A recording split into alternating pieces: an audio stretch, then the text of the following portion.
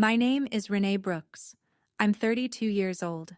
5 years ago, I picked up the phone and reported my brother to the police, and my family never spoke to me again. My mother called me a destroyer. My father said I was no daughter of his. My sister, Paige, my own sister, called me a liar on Facebook for the entire town to see. I was erased. From the group chat. From Thanksgiving. From every birthday, every holiday, every Sunday dinner at the house on Maple Ridge Road. For 5 years I was alone. But here's what none of them knew. I wasn't the only one. There were 7 others. All inside our family. And every single one of them had been keeping the same secret. What happened in that courtroom changed everything. But first, let me take you back to the beginning. Welcome back to Calm Drama Stories, where families who chose silence learn that the truth has its own timeline. If you're new here, stick around. You're going to want to hear how this one ends. Hit subscribe so you don't miss it. Now, let's get into it. I grew up in Millbrook, New York. Population 12,000. The kind of town where your neighbors know your business before you do, and the grocery store cashier remembers your mother's maiden name. The Brooks family was a fixture. My parents, Diane and Gerald, had lived on Maple Ridge Road for 31 years. Same house, same church, same pew, 3rd row back, Methodist, every single Sunday. There were 4 of us kids. Travis was the oldest, then me, then Paige, then Russell, the baby, who moved to Colorado at 18 and barely came back. Travis was the golden child. No exaggeration. He opened an auto repair shop at 25, Brooks & Sons Automotive. And within 3 years, he employed 14 people. He sponsored the Little League team. He donated to the church roof fund. People in Millbrook didn't just like Travis. They relied on him. My father relied on him too. When Dad retired from the plant at 56, Travis took over the mortgage. $2,400 a month. Dad never said thank you out loud. But he didn't need to. Travis could do no wrong in that house. And me? I was the quiet one. Finished nursing school at 22 with $47,000 in student loans. No help from home. I worked at Millbrook Urgent Care, pulling 12-hour night shifts and paying my own rent on an apartment 8 minutes from my parents' house. Every night, the group chat would light up. The Brooks family. All of us on iMessage.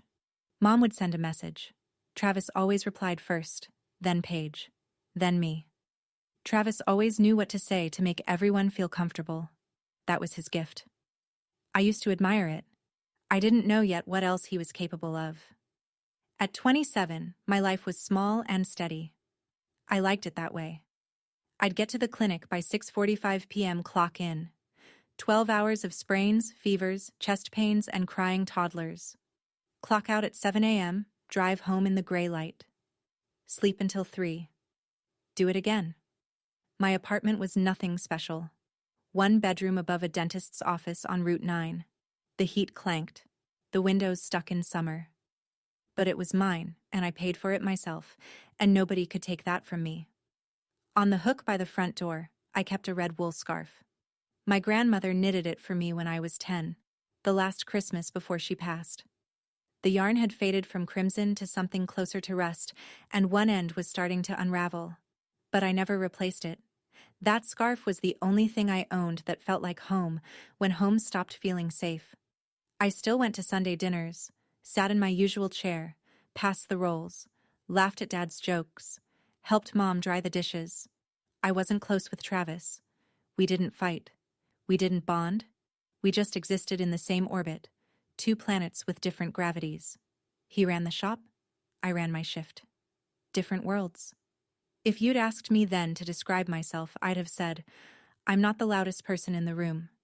Never have been. I do my job. I go home. I mind my business.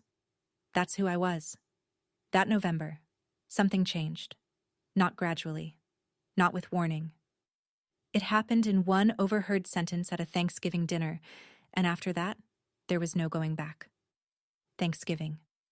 My parents' kitchen. I was at the counter, slicing pie, when I heard Megan's voice from the hallway. Megan was 17, my Uncle Russell's daughter. the cousin I only saw at holidays. Quiet kid. Kept to herself. Always had earbuds in. She was talking to Paige. I wasn't trying to listen, but the kitchen was small, and Megan was crying, and certain words cut through walls. Paige's voice came back low and sharp. Don't make this a thing. Just don't be alone with him. The knife stopped in my hand. Don't be alone with him. I set the knife down, wiped my hands, walked past the hallway like I was heading for the bathroom. Paige saw me and went quiet. Megan wiped her face with her sleeve and walked the other way. After dinner, I found Megan on the back porch. She was sitting on the steps, arms wrapped around herself, breath fogging in the cold. I sat down next to her. Didn't say anything for a minute. Then, Megan, you can talk to me. She told me. I drove home, sat in my car in the parking lot for 40 minutes, engine off, hands on the wheel. The porch light from the dentist's office threw a yellow stripe across my dashboard. I looked up at the hook where my red scarf hung, visible through the window. That scarf was the only warmth in the whole building. The next morning, I called the Dutchess County Sheriff's Office. A woman named Detective Erin Walsh met me at the station. She had a yellow legal pad and a calm voice, and she wrote down everything I told her. Every word.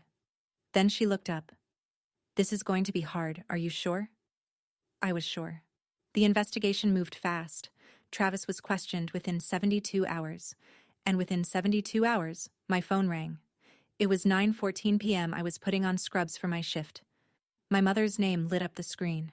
I picked up, and before I could say hello, Diane Brooks delivered the 6 words that would define the next 5 years of my life. You're destroying this family. Not? Is it true? Not? What happened? Not? Are you okay? You're destroying this family. I tried to explain. Mom, Megan told me herself. Megan is a teenager. Teenagers exaggerate. You should know better. I pressed my back against the bathroom wall and closed my eyes. This isn't something a teenager makes up.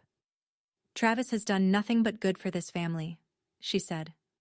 Her voice was flat, rehearsed, like she'd already practiced this speech before calling me. He pays your father's mortgage. He employs half the men in this town. What do you think happens when you take that away? Mom, I couldn't just... You could have come to me first. You could have handled this privately. Instead, you called the police like he's some kind of criminal. I didn't say what I was thinking. I let the silence sit. Then she gave me the ultimatum. Pull the report. Tell the detective it was a misunderstanding, or don't come home for Christmas. I can't do that, Mom. Then don't come home for Christmas. The line went dead. I stood in my bathroom for a long time. The scrubs were cold against my skin. My shift started in 40 minutes. I put on my shoes. I drove to work. I clocked in. And that was the last time my mother spoke to me for 5 years. The next morning, my father called. I picked up hoping for something different. A question, a pause, anything. Gerald Brooks gave me 8 words and a dial tone. No daughter of mine would do this. Click. I stared at the phone. 8 words. 35 years of being his kid, and 8 words was all I got. That afternoon, Paige posted on Facebook. She didn't tag me, but she didn't need to. Everyone in Millbrook knew exactly who she meant. Some people will do anything for attention, even destroy their own brother. Disgusting. 231 likes, 47 comments, 1 from my mother, a single heart emoji. The next week was worse. At work, a patient looked at me across the exam table and said, "You're the one who..." Then stopped herself. But I heard the rest in her silence. The case moved forward for 6 weeks. Then it stopped. Megan was 17. Her parents, my Uncle Russell and his wife, pressured her to recant. They didn't use the word recant. They used the word clarify. Same result. Without corroborating testimony, the DA couldn't build a case. The charges were dropped. Travis went back to the shop, back to church, back to Sunday dinners. The town exhaled. A misunderstanding. A jealous sister. A teenage girl who exaggerated. Case dismissed. Detective Walsh called me the day it happened. Her voice was careful. "I'm sorry, Renee. I believe you. But I can't move forward without more." I nodded into the phone like she could see me. "I'm keeping this file open," she said. "If anything changes, I'll be here." That was December of 2021. I didn't know it then, but the clock had just started ticking. The exile was surgical. First, the group chat. I watched my name disappear from the Brooks family on a Tuesday afternoon while I was eating lunch at my desk. 1 second, I was in. The next, the thread was gone. 27 years of belonging, deleted with one swipe. Then Christmas. I drove past my parents' house on Christmas Eve and saw the cars in the driveway. Paige's Jetta, Travis's truck, Mom's Buick, lights in every window. I kept driving. Then my birthday in February. No call, no card, no text. For the first time in 28 years, Diane Brooks did not wish me a happy birthday. The town followed the family's lead. The woman at the post office stopped making eye contact. The barista at Grounds and Glory started spelling my name wrong on purpose. Renee, Raina, Rain. Small cruelties from small people. I wrote my mother a letter. 3 pages. I explained why I reported. I told her I loved her. I told her I'd rather lose every holiday than stay silent. She never replied. I mailed Paige a gift for her 25th birthday. A bracelet from the craft fair she used to drag me to every summer. The box came back 2 weeks later, unopened. Returned to sender. I held the box in my hands for a long time. The tape was still smooth. The bow was still tied. She hadn't even looked inside. I set it on my kitchen counter and stared at it while the coffee got cold. I had 2 choices: stay in a town that had chosen my brother's silence over my truth, or leave everything I knew behind. I chose the second one. March, a Wednesday. I loaded my car before sunrise. The apartment above the dentist's office was empty. I'd cleaned it twice. Once because it needed it. Once because I needed something to do with my hands. The walls had lighter squares where my pictures used to hang. The kitchen counter had a ring from my coffee mug that wouldn't come out no matter how hard I scrubbed. I took the red scarf off the hook by the door and wrapped it around my neck. The yarn smelled like nothing now. Not like Grandma's house. Not like lavender. Not like anything. But I could still feel the weight of it. I locked the door. Dropped the key in the landlord's mailbox. Got in my car. 3 hours north to Albany. 1 suitcase. 1 box of books. A nursing license. And 0 family members who would answer my calls. I didn't look in the rearview mirror when I crossed the town line. I didn't cry. I didn't turn on the radio. I just drove. The next 5 years of my life fit into 3 sentences. I worked, I healed, and I built a life that no one could take from me. Albany was gray and loud and anonymous. I loved it. I got a job at Albany Medical Center within 2 weeks. Night shift. Same hours. Different building. Nobody knew my name, and nobody knew my brothers, and that was the best thing that had happened to me in months. The first 2 years were survival. I rented a studio on Washington Avenue with radiator heat and a window that faced a brick wall. I ate oatmeal for dinner 3 nights a week. I paid my loans on time every single month. 47,000 whittled down to 39, then 32, then 26. I started studying for my nurse practitioner certification. Evenings at the library, weekends in the study room, clinicals at a free clinic in the South End. I passed on the first attempt. I also started therapy. Every Tuesday at 5. My therapist's name was Dr. Lindgren, and she had a habit of saying things that landed like stones in still water. One session, about 6 months in, I told her I felt like I'd broken my family. She put her pen down and looked at me. "You didn't break your family, Renee. The silence did." I wrote that sentence on a sticky note and put it on my bathroom mirror. It stayed there for 3 years. I started running. First a mile, then 3, then a 5K, then a half marathon in Saratoga. I crossed the finish line alone, and I thought, this is what it feels like to be proud of yourself without needing anyone's permission. I didn't call home. I didn't check Facebook. I didn't Google my brother's name. I was building something new, and I refused to let the old foundation crack it. I met Marcus Thompson in the waiting room of my own clinic. He'd cut his hand on a piece of rebar at a construction site. 3 stitches. Nothing serious. He was 32, calm, polite, and he kept apologizing for bleeding on the chair. "It's an urgent care," I told him. "Bleeding is kind of the point." He laughed. I noticed he had kind eyes and a voice that didn't rush. He came back 2 weeks later to get the stitches out. And then again, a week after that, with a question about a tetanus shot that we both knew he didn't actually need. We got coffee. Then dinner. Then Saturday mornings at the farmer's market where he'd carry the bags, and I'd pick out the tomatoes, and neither of us talked about anything heavy. 3 months in, he asked about my family. I said, "I don't really talk to them." He nodded. "Okay." That was it. No follow-up. No prying. Just, "Okay." 6 months in, I told him everything. We were on his couch, and the words came out like they'd been waiting. I told him about Megan, about the phone call, about my mother's 6 words, about the box that came back unopened. Marcus listened to all of it. He didn't interrupt. He didn't react with shock or anger or pity. When I finished, he was quiet for a 10 count, and then he said 3 words. "You did the right thing." 3 words. 5 syllables. And it was the first time anyone in my life had said them. We got married the following spring. Small ceremony in a park by the Hudson. 12 guests. His parents. His college friends. My 2 co-workers. No one from my side. I found out later what happened that summer. Megan Brooks was 22 by then. Sophomore at SUNY New Paltz, studying psychology. She'd transferred twice and taken a year off. The kind of academic record that looks scattered from the outside, but makes perfect sense when you know the inside. For a class on developmental trauma, her professor assigned a research exercise. Find a published case study or news article about a topic related to the course.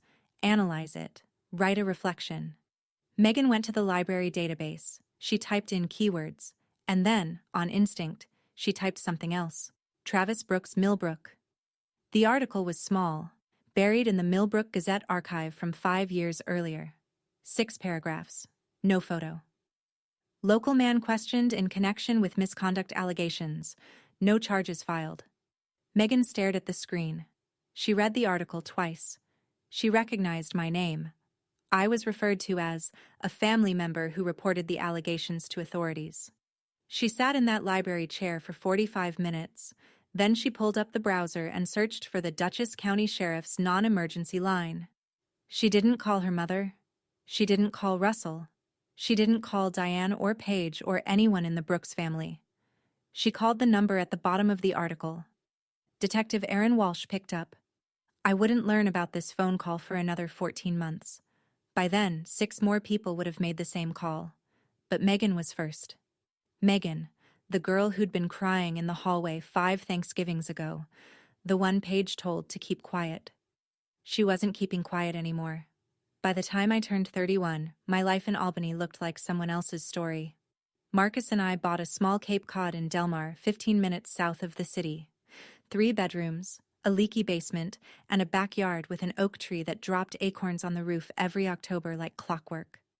We paid $2,200 a month on a 30-year fixed. We could afford it because we both worked, and neither of us had anyone to bail us out if we couldn't. I was a nurse practitioner at a private family clinic on Western Avenue, Monday through Friday. No more night shifts.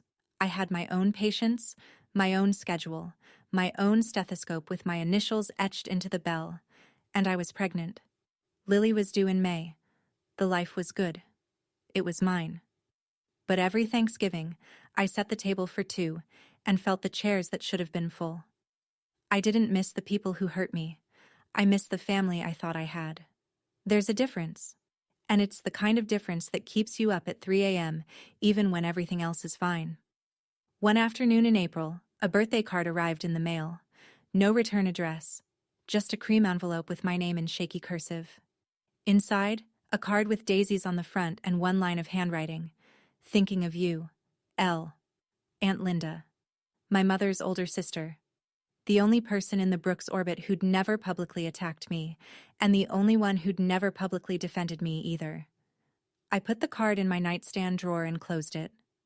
I thought that was the closest I'd ever get to family again. I was wrong. What I'm about to tell you, I pieced together later. From Detective Walsh, from court records, from conversations I had after the trial. At the time, I knew none of it. After Megan's call, Walsh reopened the file. She pulled out the same yellow legal pad she'd used 5 years earlier. My original statement was still in there. Page 1, blue ink, November 21st, 2021. She started making new calls. Careful ones. Quiet ones. She reached out to extended members of the Brooks family. Second cousins, nieces, people who lived in other towns and didn't talk to Millbrook anymore. The second person to come forward was Bethany. She was 20, Russell's youngest. She'd been 11 when it started. The third was a niece on my mother's side, someone I'd met maybe twice at family reunions. She was 19. She'd been 9, then a fourth, a fifth, a sixth. Each one came in alone. Each one sat in Walsh's office and said some version of the same sentence. I thought I was the only one. Walsh wrote their names in the yellow legal pad. 1 per line. Black ink now. She'd switched pens somewhere in year 3, but the pad was the same. 7 names. 7 people who had carried the same silence, some for over a decade. They didn't know about each other. They didn't coordinate. They just, one by one, decided they were done being quiet. The 7th name on that list would be the one that wrecked me. But I didn't know that yet. I was in Delmar, feeding Lily mashed bananas and watching Marcus assemble a bookshelf, and I had no idea that 200 miles south, the walls of the Brooks family were finally starting to crack. You know, there's something about silence that people don't understand. It doesn't protect anyone. It just gives the person who caused the harm more time, more access, more room to operate. If you're watching this and you've ever been the one person in your family willing to say the uncomfortable truth out loud, I see you. You're not alone in that. And if this story is hitting close, drop a comment below. Let's keep going.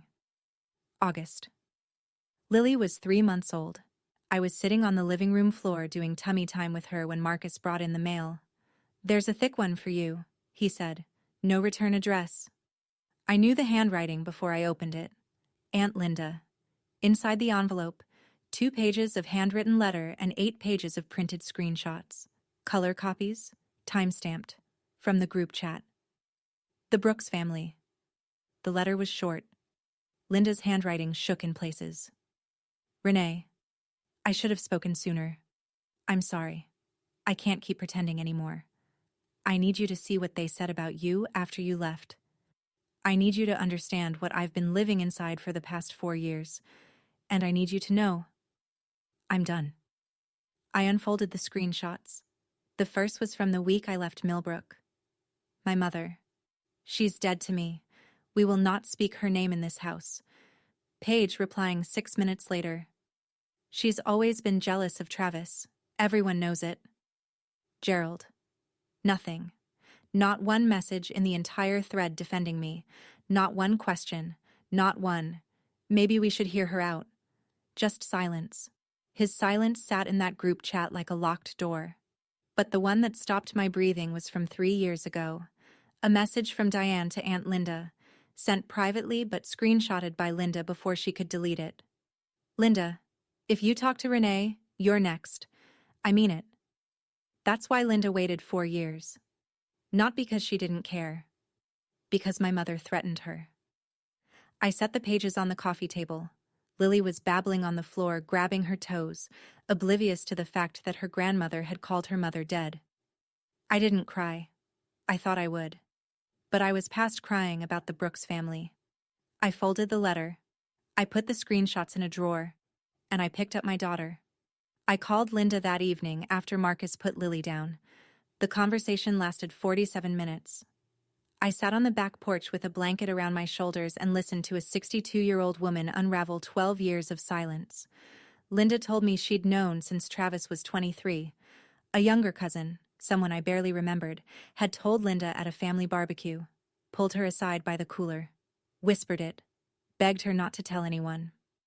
Linda told Diane. One conversation, kitchen table, coffee getting cold. Diane's response, "You misheard. Drop it." Linda dropped it, not because she believed Diane, because Diane was her only sister, and Linda couldn't survive the idea of losing her. So she folded the truth into a small square and tucked it away. The way you put a bill you can't afford into the back of a drawer and hope it disappears. "I've been carrying this for 12 years, Renee," she said. Her voice cracked on the number. 12 years. I pressed the phone to my ear. I could hear her breathing through the static. "You were the brave one," she said. "You were always the brave one, and I was too scared to stand next to you." I didn't have it in me to be angry at Linda. She was another person my mother had silenced. Another person who'd been given the same impossible choice, the truth or the family, and chosen the family. I'd made a different choice, and it cost me everything. At the end of the call, Linda said one more thing. "There are others, Renee. I don't know how many, but there are others." I closed my eyes, held the phone against my cheek. "I know," I said. I didn't. Not really. But somewhere in my chest I'd always known. That night, after Linda hung up, I couldn't sleep. Marcus was breathing steady beside me. Lily's white noise machine hummed from the nursery. The house was quiet. My mind was not. I got up and went to the closet. In the back, behind a box of maternity clothes I'd meant to donate, there was a smaller box. Brown cardboard. No label. I'd sealed it when we moved in and hadn't opened it since. Inside, my nursing school diploma. A photo of me and Paige at the county fair, age 12 and 9. A birthday card from my dad with a $20 bill still inside. And the red scarf. I pulled it out. The wool was thinner than I remembered. The color had faded past rust into something almost pink. One end was frayed to threads. I sat on the kitchen floor, back against the cabinets, and wrapped it around my hands. I cried. First time in 2 years. Not the polite kind, the kind that comes from your stomach, that makes your whole body shake, that you have to press a towel against your mouth to keep from waking the baby. I wasn't crying for what they did to me.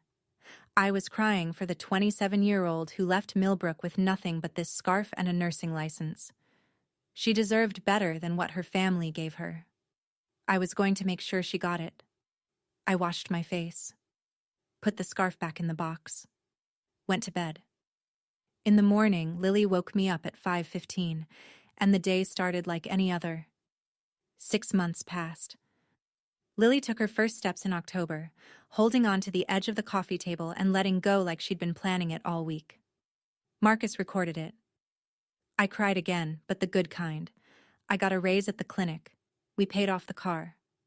Marcus started coaching a youth basketball team on Saturday mornings. I planted tomatoes in the backyard that died within a month because I forgot to water them. Normal life. Simple life. The kind of life I'd spent 5 years earning the right to have. I didn't call Linda again.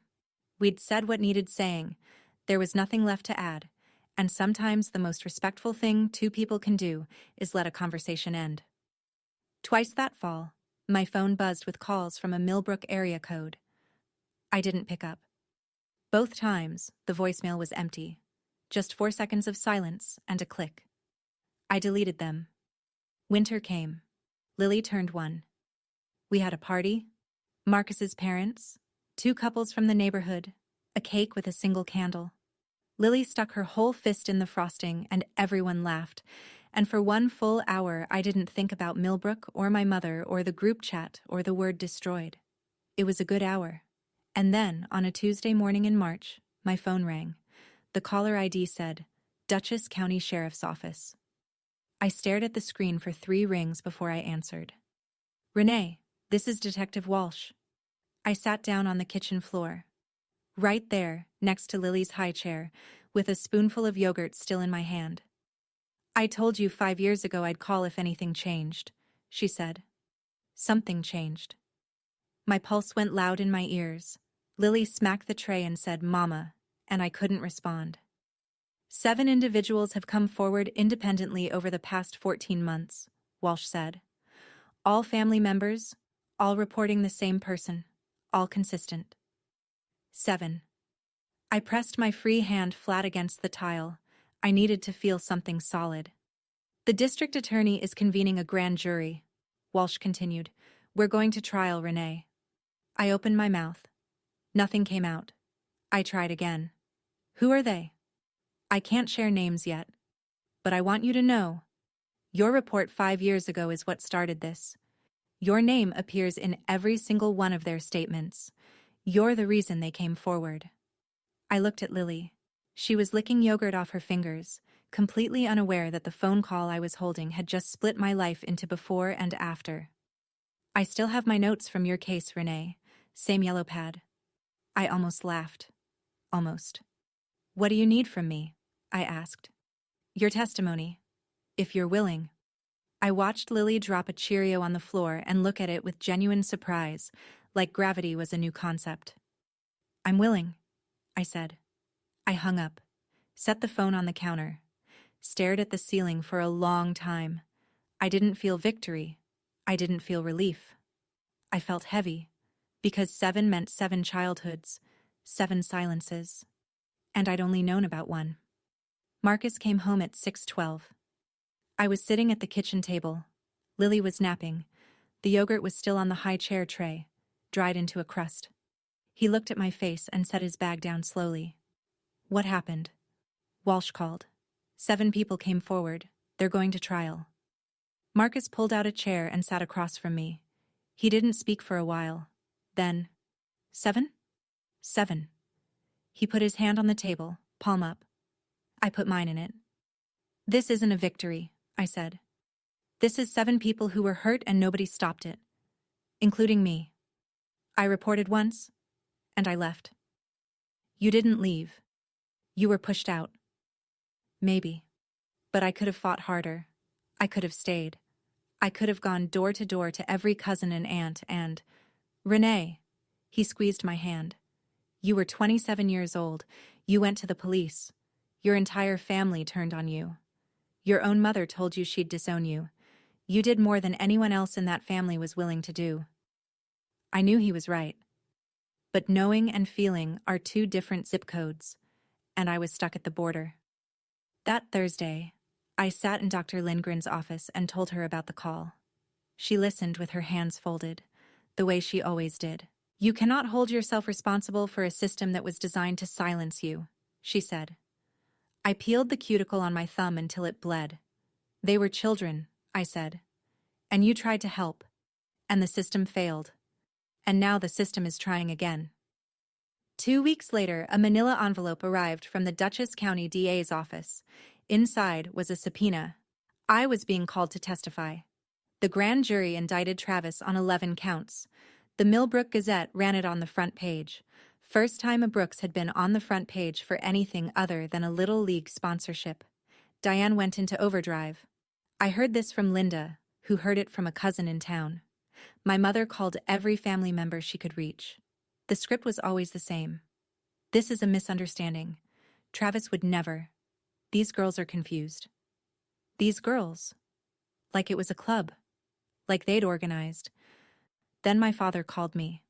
First time in 5 years. His name on my screen felt like finding a spider in your shoe. Renee. His voice was thin. Old. You need to stop this. You need to tell them you made it up. I didn't make it up, Dad. And I'm not the one who came forward this time.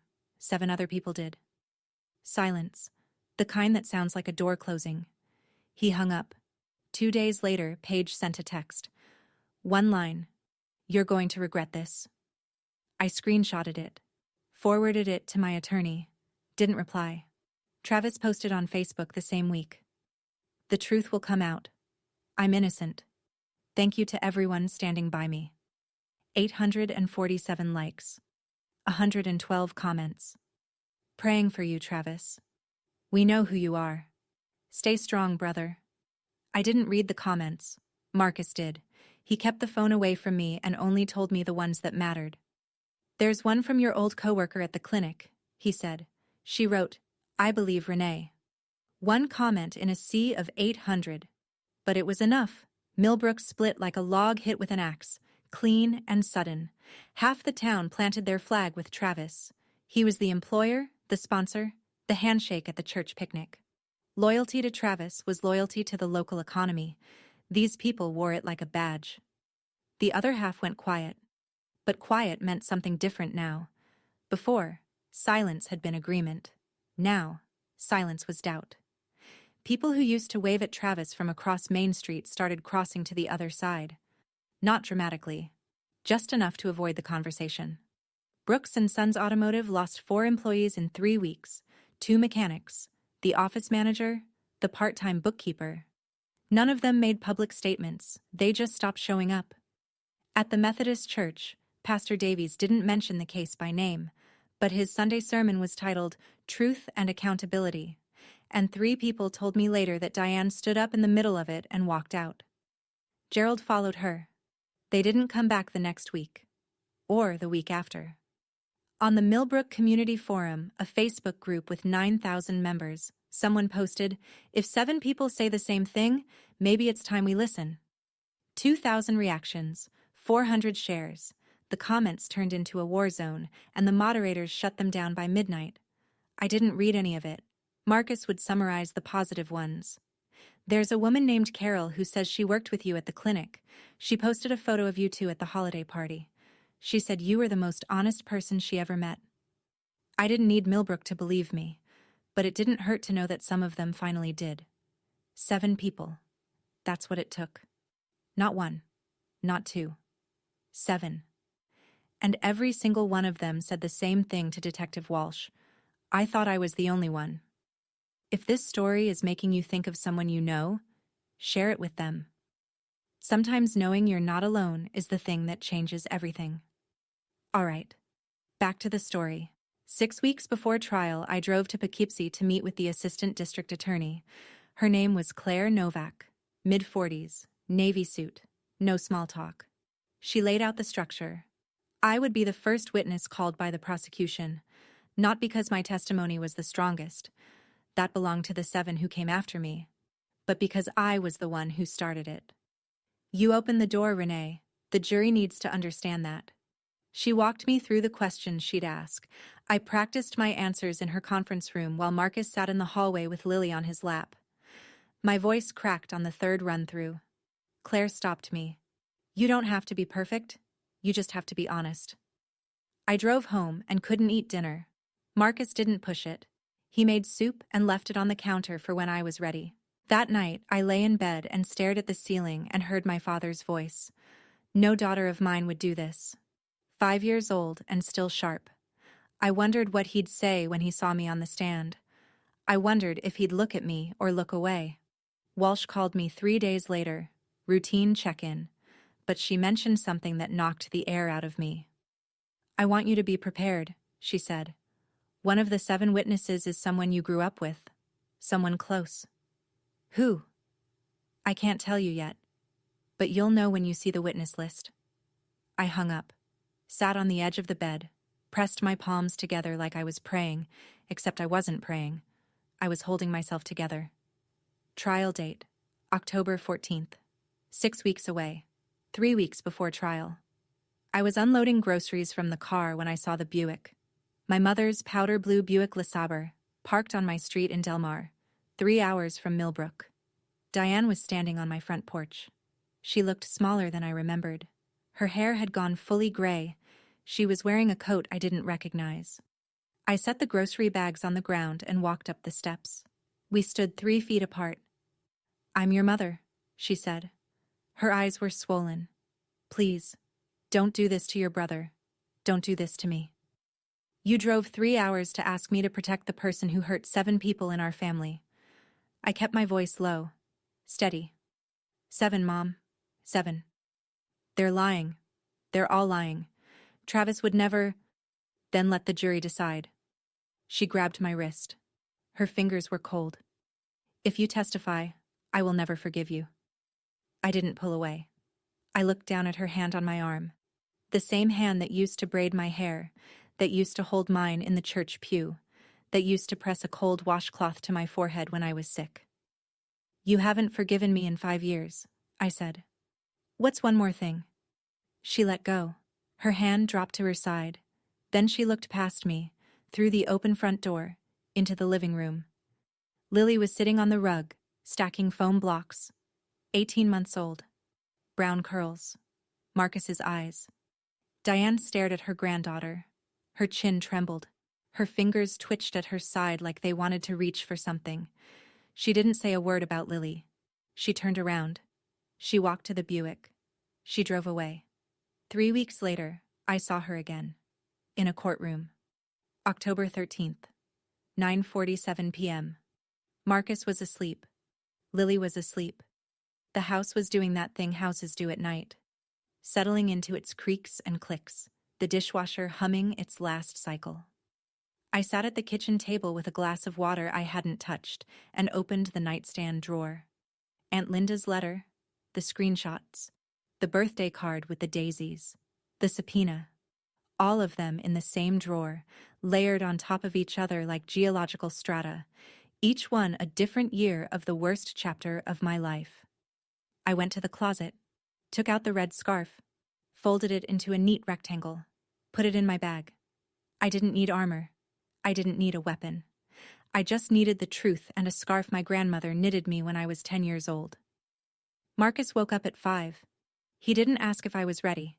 He made coffee, poured 2 cups, set mine on the counter. I picked it up. We stood in the kitchen in the gray early light, and I drank my coffee, and he drank his, and we didn't speak because there was nothing left to say that we hadn't already said with 5 years of showing up for each other. At 6:30, we dropped Lily at his parents' house. She waved goodbye from the window and said, "Mama, bye-bye." I waved back, smiled. Then I got in the car and drove south toward Poughkeepsie. Dutchess County Courthouse. Gray stone, October sky, 9 a.m. The parking lot was full. I counted plates from 4 different counties. Marcus found a spot on a side street 2 blocks away, and we walked in through the back entrance because Claire Novak had told me to avoid the front steps. "There might be press," she'd said. "Small town case, big implications. Local affiliates are interested." The courtroom was built for 80 people. There were over 120 inside, and a line at the door. Standing room only. Bailiffs had brought in extra chairs along the back wall. I walked in and saw the divide. On the left, Marcus and me, Claire Novak. Walsh, in a navy blazer, her yellow legal pad on her lap. The 7 witnesses were in a separate room. They'd be brought in one at a time. On the right, the Brooks family. Diane in a black dress, rosary in her lap. Gerald in a sport coat that was too big. He'd lost weight. Paige in the row behind them, arms crossed, jaw tight. Her eyes were red, but she wasn't crying. She was staring at me. Travis was brought in through a side door. Orange jumpsuit exchanged for a blue dress shirt and khakis. His attorney's choice. He looked thinner, smaller. The last time I'd seen my brother was 5 years ago, at that Thanksgiving table, carving the turkey with one hand and resting the other on the back of my father's chair like he owned the room. He didn't own this room. I sat down. Marcus took my hand. I adjusted the red scarf around my neck and looked straight ahead. The judge entered. The room stood. It was beginning. "The people call Renee Brooks." I stood up, smoothed my blouse, walked to the witness stand. The courtroom was so quiet I could hear the fluorescent lights buzzing above the jury box. 12 faces, 6 women, 6 men, all watching. Claire approached. "Ms. Brooks, can you tell us about November 21st, 2021? I told them. I told them about Thanksgiving dinner, about Megan crying in the hallway, about Paige's voice, sharp and low, saying, "Don't be alone with him," about sitting on the back porch with a 17-year-old girl who trusted me enough to tell the truth. I told them about the phone call I made the next morning, about Detective Walsh's yellow legal pad, about the 6 words my mother said. "And what happened after you filed the report?" Claire asked. I was removed from my family. My mother stopped speaking to me. My father disowned me. My sister called me a liar publicly. The case was dropped. I moved to Albany. I started over. And did you have any contact with the 7 other witnesses prior to their reports? None. Did you encourage, coach, or coordinate with any of them? No. I didn't know they existed until Detective Walsh called me 14 months ago. The defense attorney stood for cross-examination. Ms. Brooks, isn't it true you hold a personal grudge against your brother? I looked at him. Then I looked at Travis. Then I looked at the jury. I have no grudge against anyone in this room. I reported what I knew. That's all I've ever done. On the right side of the courtroom, my mother was crying. My father held her hand and stared at the floor. Paige sat perfectly still. I stepped down. For the first time in 5 years, someone had listened. They came one at a time. Megan first. 22 years old. She walked to the stand with her chin up and her hands clasped in front of her like she was bracing for a wave. She answered every question clearly. Her voice shook twice, but she never stopped. When she finished, she looked at me in the gallery. She didn't smile. She just nodded. One small dip of the chin, and walked past. Then Bethany, 20, shorter, quieter. She cried through most of her testimony, but she didn't ask to stop. When the defense attorney pressed her on a timeline detail, she corrected him with the exact date. She'd kept a journal. Then the third. A cousin I hadn't seen since she was 9. She was 19 now and taller than me. She spoke in a voice so low the judge asked her to repeat herself twice. She did, each time louder. The 4th, the 5th, the 6th. I didn't describe their stories here, and I won't. Each one carried something private to that stand, and it belongs to them. What I will say is this: each one walked up. Each one said their name. Each one told the truth. And each one sat down and exhaled like they'd been holding their breath for years. Detective Walsh took the stand after the 6th witness. She opened her yellow legal pad, the same pad from my kitchen table 5 years ago, the same one from Megan's call 14 months ago, and she walked the jury through the investigation. I've been working this case for 5 years, she said. 7 victims, all reported independently. None of them knew about the others until this trial. The courtroom was silent. Not the awkward kind, the heavy kind, the kind that presses against your chest.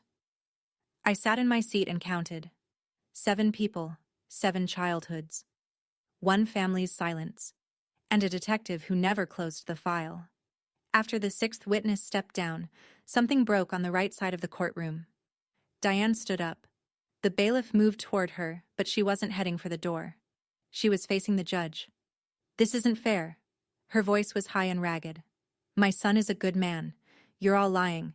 You're all lying." The judge's gavel came down hard. "Ma'am, sit down, or you will be removed from this courtroom." Gerald grabbed Diane's arm and pulled her back into the seat. She collapsed against him, shaking. The rosary beads clicked as her hands trembled.